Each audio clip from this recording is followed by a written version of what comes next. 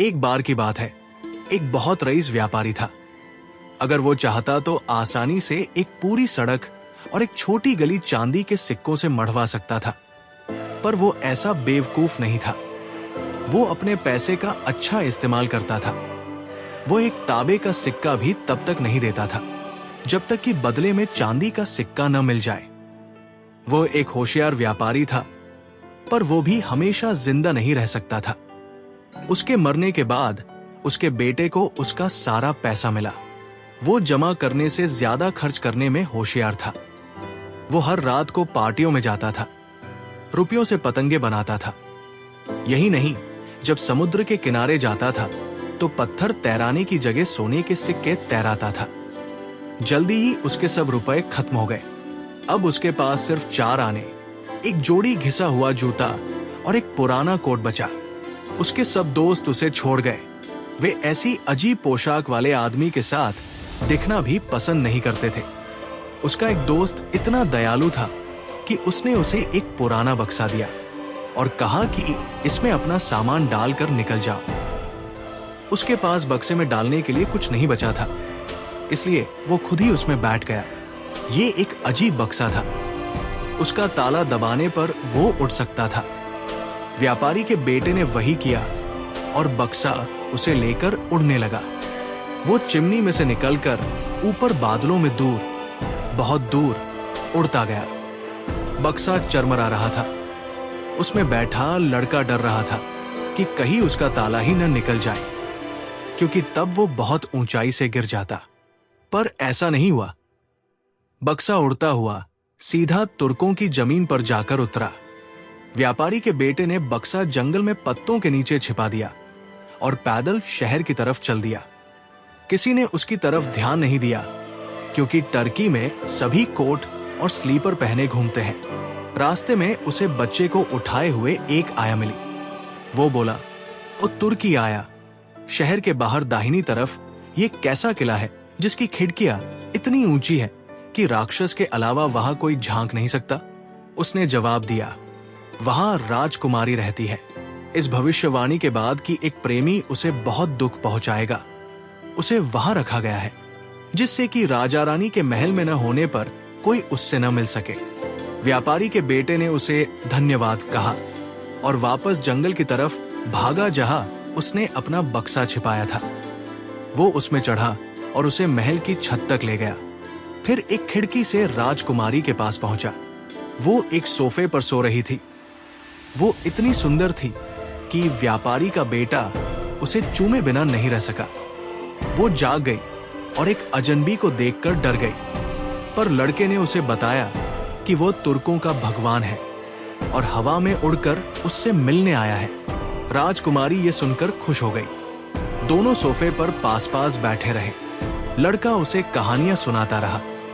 उसने एक कहानी उसकी आंखों पर बनाई और कहा कि उसकी आंखें जंगल के बेहद सुंदर तालाब जैसी थी, जिनमें विचार जलपरियों की तरह तैरते रहते थे। उसने कहा कि राजकुमारी का माथा बर्फ के पहाड़ों जैसा था, जिसमें बड़े बड़े सुंदर कमरे थे, जिनकी दीवारें सुंदर तस्वीरों से सजी थी। उसने उन सारसों की कहानी सुनाई जो छोटे छोटे भोले भाले प्यारे बच्चे लेकर आते थे। उसकी कहानियां बड़ी अच्छी थी। कहानियां सुनाने के बाद उसने राजकुमारी के सामने शादी का प्रस्ताव रखा और उसने हामी भर दी। वो बोली, तुम शनिवार को फिर आना। उस दिन राजा रानी शाम की चाय के लिए आते हैं। उन्हें बड़ा गर्व होगा कि मैं तुर्कों के भगवान से शादी कर रही हूं। पर ध्यान रखना कि उन्हें अच्छी सी परियों की कहानी सुनानी होगी। मेरी माँ को अच्छी नीतिपरक कहानियां पसंद है और पिताजी को मजेदार हंसाने वाली कहानियां। व्यापारी के लड़के ने खूब मुस्कुराकर कहा, मैं शादी के तोहफे के तौर पर कहानियां ही लाऊंगा। अलग होने से पहले राजकुमारी ने उसे एक तलवार दी, जिसकी मूठ पर बहुत से सोने के सिक्के लगे थे। उसे उन्हीं की जरूरत थी। व्यापारी का बेटा उड़कर वापस चला गया। उसने अपने लिए एक नया कोट खरीदा, फिर जंगल में लौटा और शनिवार को सुनाने के लिए परियों की कहानियां बनाने लगा। यह काम आसान नहीं था, पर उसने कहानियां बना ही ली। तब तक शनिवार आ गया। राजा रानी अपनी पूरी सभा के साथ राजकुमारी के पास बैठे चाय पी रहे थे।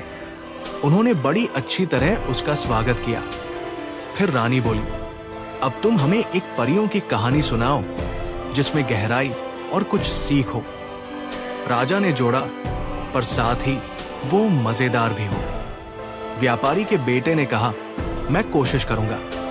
उसकी कहानी इस तरह थी, ध्यान से सुनने पर समझ में आ जाएगी।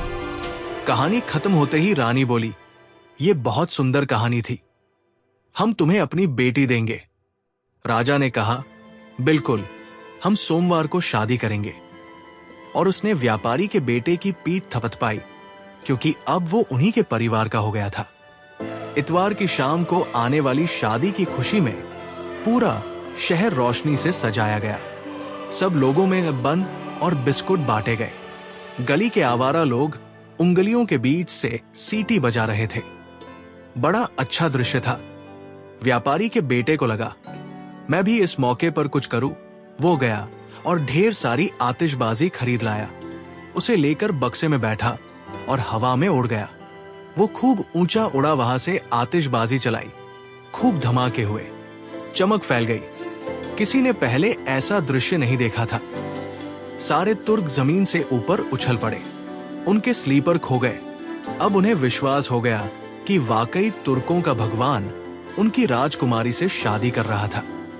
जब व्यापारी का बेटा अपने ट्रंक में बैठकर जंगल में लौटा तो उसने सोचा कि शहर में जाकर लोगों की बातें सुने, पता तो चले कि सब उसके कारनामों के बारे में क्या सोच रहे हैं। लोग जो जो बातें कर रहे थे, सब अलग अलग बातें थी, पर सबका मानना था कि पूरा दृश्य बहुत बढ़िया था। एक बोला, मैंने स्वयं भगवान को देखा। उसकी आंखें सितारों जैसी और दाढ़ी उफनते समुद्र जैसी थी। दूसरा बोला, वो आग का चोगा पहने था, जिसकी तहों से सुंदर प्यारे देवदूत झांक रहे थे। लड़के को सब सुनना बड़ा अच्छा लग रहा था। कल उसका शादी का दिन था। वो जल्दी से जंगल में लौटा ताकि आराम से अपने बक्से में सो सके। पर बक्सा था कहाँ? वो तो जलकर राख हो गया था। आतिशबाजी से निकली एक चिगारी ने उसे जला दिया था और बक्से का अंत हो गया। उसके साथ ही व्यापारी के लड़के का भी अंत हो गया। अब वो उड़कर अपनी दुल्हन तक नहीं पहुंच सकता था। बेचारी राजकुमारी सारा दिन छत पर उसका इंतजार करती रही। वो आज भी इंतजार कर रही है, जबकि वो लड़का दुनिया भर को काल्पनिक कहानियां सुनाता फिर रहा है। पर अब उसकी कहानियां गंधक की माचिस की कहानी की तरह हल्की फुल्की नहीं होती है। दोस्तों, कहानी अच्छी लगी हो तो वीडियो को ज्यादा से ज्यादा लाइक और एक सब्सक्राइब का बटन जरूर दबा के जाना, जो आपके लिए फ्री है, पर इससे हमें बहुत मदद और मोटिवेशन मिलेगी। धन्यवाद।